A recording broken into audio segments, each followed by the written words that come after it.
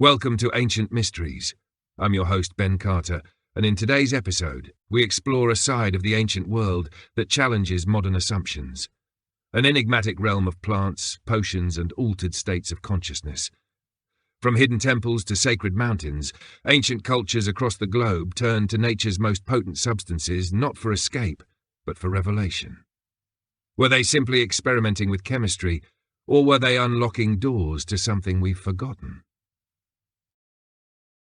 Thousands of years ago, in the dense rainforests of the Amazon and the highlands of Central Asia, people were discovering something extraordinary, that certain plants, when prepared in precise ways, could produce experiences that defied logic, shattered ordinary perception, and, according to those who underwent them, revealed a deeper truth. These weren't accidental discoveries. Across continents and cultures, ancient civilizations seemed to possess an astonishing understanding of nature's most potent pharmacological tools. In the Amazon, tribes brewed ayahuasca, a dark, bitter liquid made from two plants that, when combined, create one of the most powerful psychedelic experiences known to humanity. The science behind this brew is intricate. One plant contains DMT, a compound naturally occurring in many organisms, including the human body. The other plant inhibits the enzymes that would normally break DMT down in the stomach, allowing the visionary compound to take hold and persist for hours. Without modern chemistry, how did they figure this out? That question has baffled ethnobotanists for decades.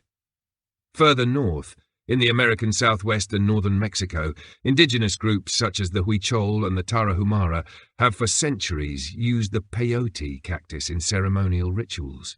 The cactus contains mescaline, a psychoactive alkaloid that produces powerful visual and emotional experiences. To the untrained eye, peyote is a spiny, unremarkable plant, but to these cultures it is a sacred being, known as hikuri, a deity in plant form. Consuming it is not taken lightly. It is done with intention, prayer, and song. The goal is not entertainment, but connection, to ancestors, to spirit guides, to the very fabric of life. Meanwhile, in the highlands of South America, the San Pedro cactus has played a similar role. Archaeological evidence from sites like Chavin de Huantar, a ceremonial center in Peru dating back over 3,000 years, reveals iconography of fanged beings and serpentine figures believed to be visions seen during trance states induced by San Pedro. Researchers have found cactus remains at the site, confirming that it played a role in ritual life. The people who worshipped there believed the cactus could open the mind to the gods, allow communication with the spirit world, and bring healing not only to the body, but to the soul. In ancient India, the Rig Veda, one of the oldest known religious texts, sings the praises of soma, a mysterious plant-based elixir that was said to grant divine insight and immortality. The actual identity of soma has been lost to time, but scholars have speculated that it could have been a psychoactive mushroom, cannabis, or even a now extinct plant. What is clear is that the Vedic priests held it in the highest esteem. They consumed it during complex fire rituals, chanting hymns to the heavens, seeking union with cosmic forces far beyond human understanding. These early civilizations did not separate medicine from magic, nor chemistry from spirituality. For them, these substances weren't just tools, they were teachers. They were living beings, each with its own spirit, its own lesson, its own price. To consume them was to step into a realm where the ordinary laws of reality dissolved, and where truths were revealed that could change the way one saw the world forever. One of the most enigmatic and enduring examples of ancient psychoactive ritual lies in the secretive rites of Eleusis, a small town in ancient Greece. For nearly 2,000 years, initiates from all corners of the Greek world made pilgrimages to participate in the Eleusinian Mysteries, a highly guarded religious ceremony honouring the goddess Demeter and her daughter Persephone. At the heart of this ceremony was a ritual drink called kykeon. Its precise ingredients were never recorded in detail, but clues scattered through ancient texts suggest it was more than a simple barley brew. Modern researchers and classicists have proposed that kion may have been a psychoactive mixture, possibly containing ergot, a fungus that grows on barley and contains alkaloids chemically similar to LSD. This hypothesis has gained traction due to the intensely spiritual and often transformative experiences reported by ancient participants. Initiates included some of history's greatest thinkers, Plato, Pindar, Cicero, each of whom described the Eleusinian experience as life-altering, a vision of life and death so profound it erased the fear of mortality. But these visions were not shared openly. Participants were bound by an oath of secrecy so strong that breaking it was punishable by death. No explicit records survive of what took place within the inner sanctum, but what is known is this: the rituals involved fasting, purification, a long procession to the sanctuary, and finally the drinking of kikeon in total darkness. Then came the revelation, something so powerful, so ineffable, that even the most skeptical were left in awe. Whatever the experience was, it unified thousands of years of spiritual seekers in reverence for a divine mystery. In a different corner of the world, the same sacred relationship with psychoactive substances was taking place, this time in Mesoamerica. The Aztecs and their predecessors, including the Olmec and the Maya, revered a family of psychoactive mushrooms known as teonanacatl, or flesh of the gods. These mushrooms, rich in psilocybin, were used in rituals that often coincided with celestial events, solstices, equinoxes, eclipses. The ceremonies were led by priest-shamans who guided participants through hallucinogenic journeys intended to communicate with deities, foretell the future, or resolve spiritual illness.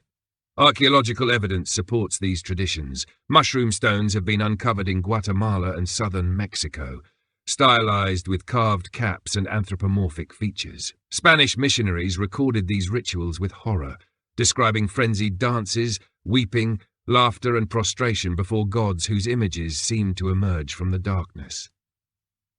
In their efforts to suppress indigenous religions, the missionaries outlawed the use of these mushrooms, forcing the ceremonies underground, where they would remain, hidden but unforgotten for centuries.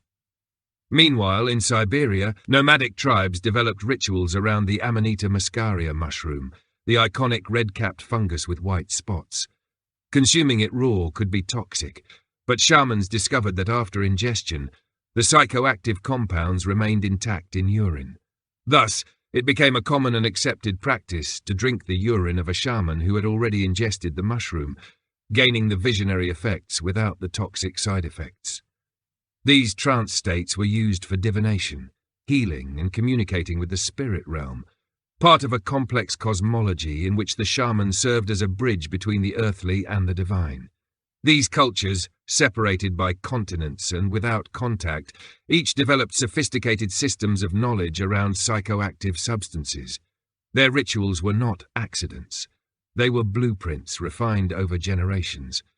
And within each ceremony, we glimpse the same question burning through the veil of time: what lies beyond the limits of perception? And what happens when we dare to look?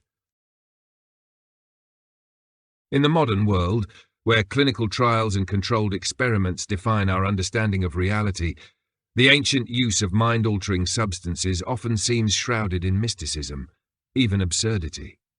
But the more we uncover about ancient drug use, the more difficult it becomes to dismiss these practices as primitive. On the contrary, they reveal a deeply nuanced view of the human mind, one that understood, perhaps better than we do today, that consciousness was not a fixed state, but a doorway. And the keys to that doorway were found in the roots, leaves, seeds, and fungi of the earth. This understanding was not confined to ritual. In many ancient traditions, psychoactive substances were part of a broader medical and spiritual framework. In ancient China, for example, texts like the Shenong Benkao Jing, compiled over 2,000 years ago, document the use of hundreds of plants, including cannabis and datura, for treating both physical ailments and mental disturbances. Taoist monks were known to use herbal concoctions that induced altered states during meditation, believing that such states allowed the practitioner to commune with immortals or harmonize with cosmic forces. Similarly, in the Indian subcontinent, the roots of Ayurvedic medicine intertwined with spiritual practice. Certain herbs were administered not just to relieve suffering, but to elevate the spirit, to purify karma, or to prepare the mind for insight. In this context, plants were not seen as isolated compounds. They were beings with personalities, aligned with elemental forces, and capable of awakening different aspects of the self. And this brings us to a fundamental difference in worldview. Modern pharmacology tends to isolate compounds, separating the chemical from the cultural. Ancient traditions did the opposite. They embedded these substances in story, in ritual, in cosmology. They didn't just ask what a plant did, they asked who the plant was. What was its spirit? What songs did it like? What offerings should be made before consuming it? Among the Shipibo people of the Amazon, ayahuasca ceremonies begin not with ingestion, but with preparation. Songs passed down for generations, dietary restrictions, days of solitude. These are not superstitions. They are part of a complex system designed to focus intention and protect the participant. In that context, the substance does not act alone. It responds to the framework built around it. Even the methods of consumption carried symbolic weight. Smoking, drinking, chewing, each had its place, its meaning, and its risks. Some cultures believed that smoke carried prayers upward to the gods. Others thought that liquids entered the soul more directly. In Mesoamerica, ritual enemas using psychoactive infusions were performed to purify and transport the spirit, a practice that, though shocking to modern sensibilities, was done with great care and respect. All of these traditions point to one idea, that the mind is a landscape, and certain plants are maps. In the hands of the uninitiated, they might lead nowhere, or into danger. But in the hands of those trained in ritual and intention, they led to places few dared to go. This was not recreational use, it was revelation. And though the specifics varied from culture to culture, the core insight remained astonishingly consistent, that there exists within us, and perhaps all around us, a hidden reality. And sometimes to see it, we must first learn how to look with different eyes. In revisiting these ancient traditions, we're not just exploring the history of medicine or the roots of religious experience. We're stepping into a world where the line between the natural and the supernatural is fluid, where plants are not inert materials, but sacred agents, and where consciousness itself is a frontier to be explored with reverence. And at the heart of it all is a profound idea, that altered states of awareness are not aberrations or accidents, but intentional, necessary stages in the human search for meaning. In many of these traditions, the use of psychoactive substances was reserved for specific moments, rites of passage, communal ceremonies, periods of crisis, or moments of renewal. They weren't taken casually or frequently. They were used with purpose, often under the supervision of a guide or spiritual leader. In this way, the substance became a threshold, and the ritual became a kind of map, one that guided individuals through the unknown territories of the self and beyond. There's something deeply symbolic in the plants chosen for these rituals. Many grow in remote, difficult-to-reach places, on mountaintops, in dense forests, in deserts. Their scarcity and danger mirrored the inner journey they catalyzed. Difficult, disorienting, but potentially transformative. In this, we see a kind of universal metaphor, one where the path to insight is rarely easy, and where the reward is not guaranteed but must be earned through discipline, humility, and openness. Some researchers argue that these rituals served a larger social function as well. In societies without written laws or psychological counseling, these ceremonies provided a framework for emotional catharsis, ethical reflection, and spiritual renewal. A troubled individual might return from a vision quest with new clarity, new purpose, or even a new role in the community. The experience of ego dissolution, so common in psychedelic states, may have helped people break free of destructive patterns, resolve inner conflicts, or connect more deeply with others. In this way, the use of ancient drugs wasn't just about accessing higher realms, it was about restoring balance. And then there's the question of what exactly people were experiencing. Were the gods they encountered figments of the imagination, or something else? Were the voices and visions symbolic expressions of the subconscious, or were they actual communications from other realms? For ancient people, the answer was clear. These experiences were real. Not in the way we define empirical reality today, but in a deeper, more personal sense. The knowledge gained in these states was sacred, transformative, and often considered more truthful than anything seen with open eyes. This speaks to a broader understanding of reality itself, one where the physical world is only one layer among many, and where substances that alter perception don't distort the truth. They reveal it. They peel back the ordinary, and in doing so, invite the participant to see with new eyes. That invitation, to expand perception, to question what is real, to seek communion with something greater, lies at the very heart of humanity's oldest mysteries. And as we continue to decode the artifacts and traditions left behind, we're not just uncovering forgotten rituals, we're rediscovering a map, one that even now might still have something to show us. What makes these ancient practices all the more compelling is how they challenge the assumptions of the modern world. In an age dominated by science, rationalism, and digital abstraction, the idea that ancient people might have accessed wisdom, real transformative wisdom, through a communion with plants can seem naive or unscientific. But that very assumption may be what blinds us to the deeper truths they discovered. We tend to divide reality into categories: mind and body, science and spirituality, the real and the imaginary. Ancient traditions, particularly those rooted in the use of psychoactive substances, saw no such hard lines. The visions experienced in trance weren't hallucinations, they were encounters. The spirits seen weren't dismissed, they were revered. Healing wasn't just physical, it was spiritual, emotional, and cosmic. And the substances used weren't drugs in the modern sense, they were bridges between worlds. This worldview doesn't align neatly with modern pharmacology, but as contemporary science begins to revisit psychedelic compounds, psilocybin, DMT, mescaline, and others, the parallels with ancient practices are impossible to ignore. Modern clinical studies are now confirming what many ancient cultures may have intuitively understood, that these substances can reduce fear of death, alleviate trauma, dissolve ego fixation, and catalyze a deep sense of unity with nature, others, and the self. These revelations are forcing researchers to reconsider the role of these substances in the history of human consciousness. Could the early use of psychoactives have played a role in the formation of religion, of language, of civilization itself? Some scholars have proposed exactly that.